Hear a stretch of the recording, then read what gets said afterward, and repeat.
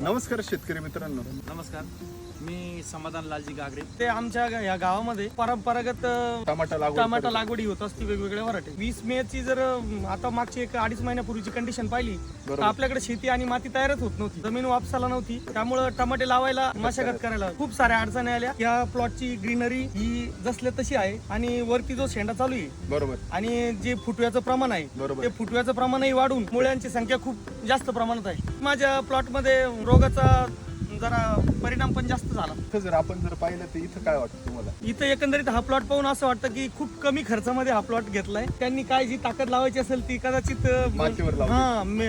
Bed तयार करतानाच त्या मातीमध्ये ताकद दिली. त्यामुळे आज हे झाड वरतून स्प्रे मारायला झिमझिम पावसामुळे वेळ जरी मिळत नसला करून खालून ही जी ताकद टाकली त्या ताकदीमुळे ते कदाचित हे रोप आणि हे झाड सशक्त असून आणि उत्पन्न भरघोस देत आहे असं एकंदरीत दिसते. आणि संख्याही चांगली आहे फळांची. बऱ्याच लोकांना शेवटला प्रॉब्लेम येतो तिरंगा टमाट्याचा, जो 3 कलरचा होतो. मला वाटत नाही या प्लॉट मध्ये झाडाच्या पानाला ग्रीनरी असल्यामुळे तो तिरंग्याचा प्रॉब्लेम, कारण ज्यावेळेस हे पानं खराब होतात त्यानंतर ते ऑटोमॅटिकली तो जो वरचा आपण ज्याला मधलं फळ आणि शेंड्याचं फळ म्हणतो ते ऑटोमॅटिक तिरंगा होतो. त्यावरून मला एक थोडी शाश्वता जाणवायला लागली की कदाचित आपण आपल्या मातीला ताकद दिली आणि बदलतं वातावरण बदलत जरी राहिलं सातत्याने, नेहमीच आपले पिकं कदाचित त्या बदलत्या वातावरणामध्ये सक्षम राहतील आणि त्या वातावरणाचा सामना करू शकतील. किती नाही म्हटलं तरी रासायनिक खतांमध्ये असा भरमसाठ खर्च होऊन जातो आणि कदाचित तो खर्च असा होतो एका पिकापुरतं ते बरं वाटतं. थोडंसं मातीचा जर विकास करायचा असेल आणि शेती माती जर चांगली क्वालिटीची बनवायची असेल तर कदाचित एससीटी सारख्या प्रोडक्टचा वापर करून